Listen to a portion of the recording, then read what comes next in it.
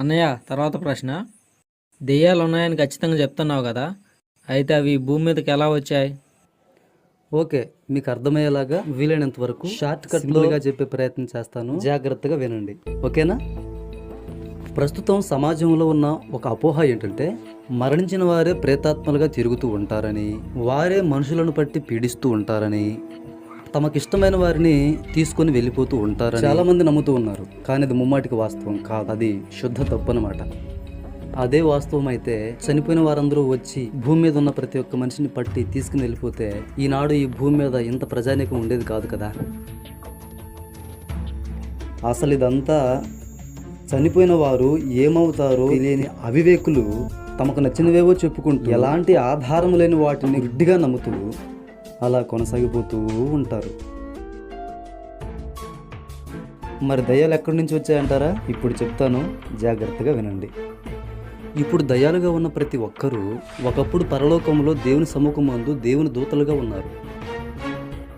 పరలోకంలో దూతలు, మహాదూతలు, ఇలా గొప్ప సైన్యం ఉండేది. దేవుడు వారిని ఒక గొప్ప శక్తిమంతులుగా సృష్టించాడు. వారందరిపైన తేజో నక్షత్రంగా పిలువబడే లూసిఫర్ అనే ఒక ప్రధాన దూత పరలోకంలో ఉండేవాడు. దేవుడు అతనికి ఒక మహా అధికారాన్ని ఇచ్చాడు. ఆ లూసిఫర్ను దేవుడు సుమారుగా 9 రకముల రత్నములతో అలంకరించాడు. అయితే దేవుడు తనకిచ్చిన ఘనతను చూసుకుని, దేవుడు తనకిచ్చిన జ్ఞానమును చూసుకుని, దేవుడు తనకిచ్చిన వైభవమును చూసుకుని మనసున గర్వించిన వాడై అనేక మంది దేవదూతలను తన వైపుకు ఆకర్షించుకొని తన వైపునకు తిరుపుకున్నాడు. ఆ తరువాత తన వైపునున్న దూతలతో కలిసి దేవునిపై తిరుగుబాటు చేశాడు. ఆ సమయంలోనే దేవుడు లూసిఫర్ను తనతో పాటు ఏకీభవించిన దేవదూతలందరినీ పరలోకంలో నుండి త్రోసివేశాడు. ఈ విషయాలు మనం బైబిల్ గ్రంథంలో యెషయా గ్రంథం 14వ అధ్యాయంలోను, యెహెజ్కేలు గ్రంథం 28వ అధ్యాయంలోను చాలా తేటగా చూడవచ్చు. ఆ తరువాత పడద్రోయబడిన దేవుని దూతలు దయ్యములుగా మారి మధ్యాకాశంలో సంచరించడం ప్రారంభించారు. తరువాత దేవుడు తాను ఇష్టపడి సృష్టించుకున్న మానవులను దేవుని నుండి దూరం చేయాలని ఆలోచన చేసి దేవుడు అసహించుకునే ప్రతి పనిని మానవులు చేసేలా మనుషులను ప్రేరేపిస్తున్న ఈ దయ్యాలు ఈనాడు ఒక మనిషి మరొక మనిషిని దయా దాక్షిణ్యం లేకుండా చంపేస్తున్నాడంటే దానికి కారణం సాతాను యొక్క ప్రేరేపణే.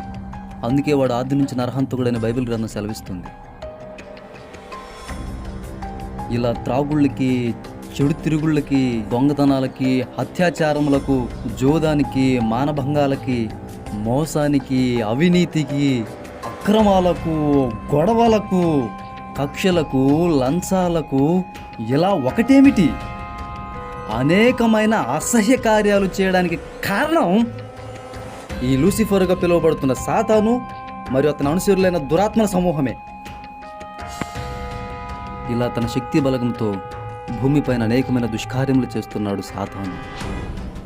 అన్నయ్య, దయ్యాలు మనుషుల చేత చెడ్డ పనులు చేయిస్తున్నాయని తెలుసు కదా, మరి దేవుడు వాటి శక్తిని తీసివేయచ్చు కదా? అవును, ఆయన తీసివేయగలడు, కానీ ఇప్పుడు తీసివేయడు. ఎందుకంటే భూమి మీద తన పిల్లలు పరిశుద్ధతను నిరూపించుకోవడానికి, పాపమును జయించిన వారిగా రుజువు చేసుకోవడానికి దేవుడు సాతాన్ని ఒక సాధనంగా వాడుకుంటున్నాడు. ఇలా దేవుడు ఆశించినట్లు సాతాను జయించిన వారిని దేవుడు నిత్యము తనతో ఉండునట్లుగా వారిని పరలోకానికి తీసుకెళ్తాడు. సాతానుకు లొంగి పాపము చేసే వారిని సాతాను వేసే నరకంలోనే వేస్తాడు. దేవుడు సాతాన్ని నరకంలో వేస్తాడా? అంటే ఇంత చేసిన సాతానికి శిక్ష లేదనుకుంటున్నారా? నరకం సృష్టించింది మనుషుల కోసం కాదు, అసలు నరకం సృష్టించినదే సాతానుకు వాని దూతలకని బైబిల్ గ్రంథం చాలా స్పష్టంగా తెలియచేస్తుంది. కావాలంటే చూడండి.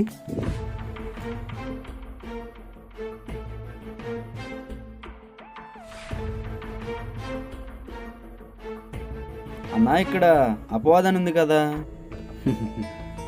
సాతానన్నా, అపవాదన్నా, ఆది సర్పమన్నా, ఘట సర్పమన్నా ఇవన్నీ కూడా ఒకటే. ఇవి బైబిల్ గ్రంథంలో సాతానుకు వాడబడిన పేర్లు, సరేనా? అది విషయం. సాతాను దూతలకేమో దయ్యాలని, అపవిత్రాత్మలని, దురాత్మలని పేర్లు బైబిల్ గ్రంథంలో రాయబడ్డాయి.